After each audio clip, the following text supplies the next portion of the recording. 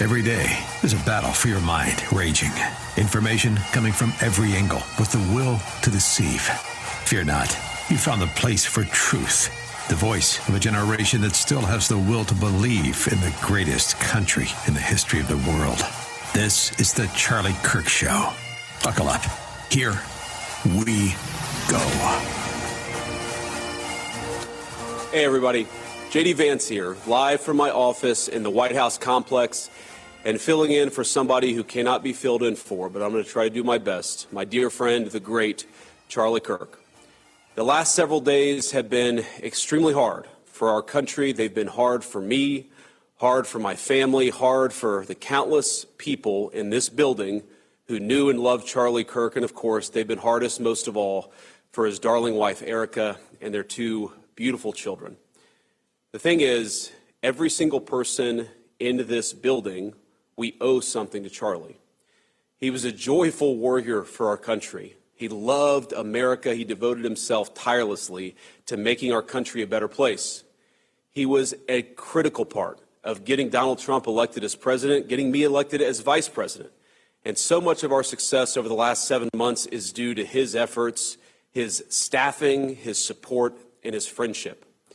I don't think that I'm alone in saying that Charlie was the smartest political operative I ever met. Everyone knew him as this fearless debater, this guy who would take the conservative message into hostile places and inspire younger generations to have courage. One thing that's hit a lot of those young Americans over the last week was how Charlie was there for them when others were not. When they were afraid to speak their minds, when they were afraid of what a professor would say, when they were afraid that they would be shouted down by their peers, Charlie was there, showing them that they could be courageous and that they could be bold. Charlie was a visionary. He was a luminary. He brought together people. He didn't just teach people how to speak. He didn't just teach people what to say. He didn't just teach people they could actually speak their mind on campus. He created a whole social network for an entire generation of young people. I know people who met their husband, who met their wife, who met the best man at their wedding at a TPUSA event. Because as you guys all know, it's not just about speaking our mind, it's about making friends along the way and creating that support network that won an election and that staffed the current federal government. I owe so much to Charlie. I've had friends reach out in just the last couple of days who sent me messages, screenshots that they exchanged with Charlie in the run-up to me getting selected by the president as his vice presidential running mate.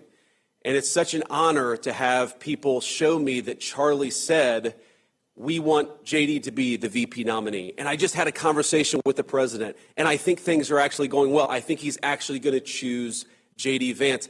Do you know what it means to me that such a good guy, such a good friend, such a lion and visionary of our movement was advocating for me? So I wanted to use this show today to advocate for Charlie, to talk about him, to talk about what kind of a guy he was, to talk about what kind of a man he was, what kind of a husband and father he was, and to take people, most of them from inside the administration, but some of them from without, who knew Charlie best, and to talk about what he meant to them, what he meant to this administration, and what he meant to the conservative movement.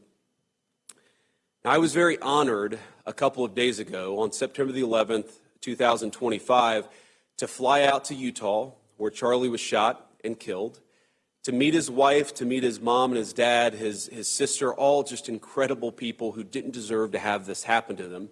And I was also honored to be able to take Charlie's remains from Utah to Arizona. It was an amazing, amazing thing. It was heartbreaking, and it was sad, and it was terrible. But what an honor it was for me and my family to be welcomed in to the Kirk Inner Circle at their moment of grief.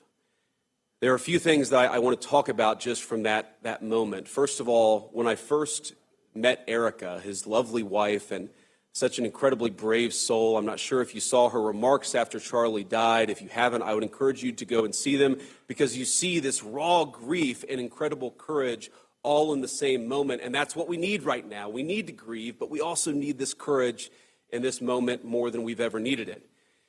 She gave me a hug, and she was heartbroken, as of course she would be, and she said that she loved him so much. And I said, Erica, he loved you so much. He died way too young, but he died a happy man because of you, because of the family that you gave him, because of the home and the life that you guys had built together.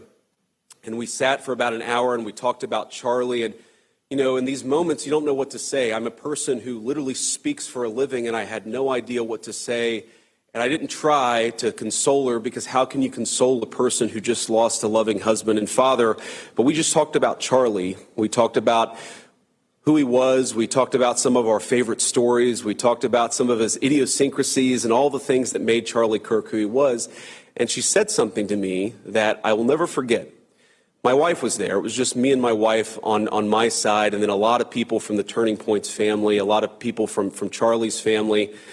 And she said to me that Charlie never raised his voice, that he never cussed at her, that he was never cross or mean-spirited to her. And look, I'm a husband. I'm proud of being a husband. I think that on the great balance of things that I'm a pretty good husband, but I can never say that I was never unpleasant with my wife. I can never say that I've never raised my voice to my wife.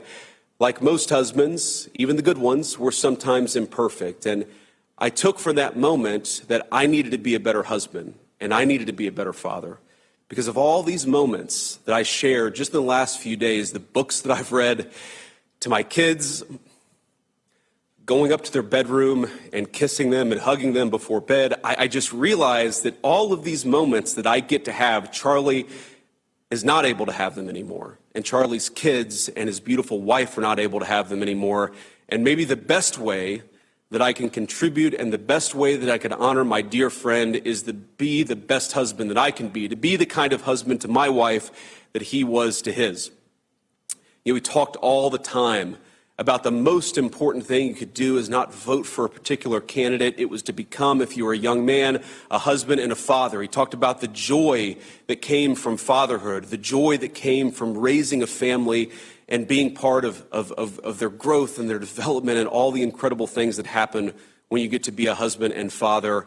And that is the way that I'm going to honor my friend, is to be the very best at that most important job that I can be. But that's not the only way that I'm going to honor Charlie. And there's going to be a lot of discussion over the next 2 hours of this radio program about what exactly that looks like. It's important, and Erica asked me this, to make sure that his movement, the movement that Charlie started, has to keep going. We have to build upon it. We have to add to it. We have to make sure that the next generation of young people feels confident and courageous to speak their mind and to speak the truth. We're going to talk about that. We're going to talk about why do we do this? Of course, we do this so that we can enact good public policy and take back our country. We're going to talk with senior officials of the administration about what we're trying to do to honor Charlie's legacy in that way.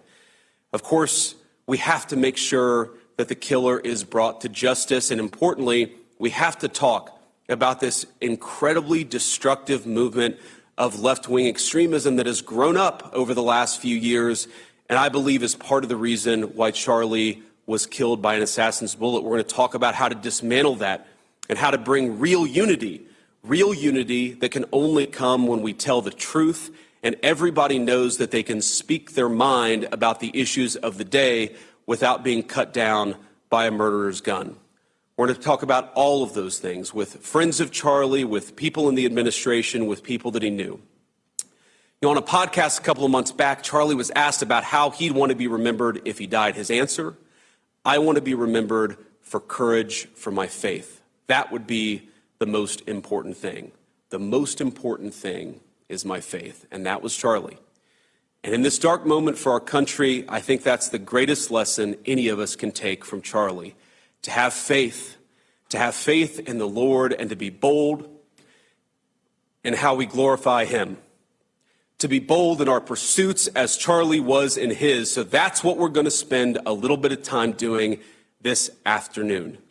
Keeping this incredible show he created going and hearing from some of the people who were so fortunate to call Charlie a friend.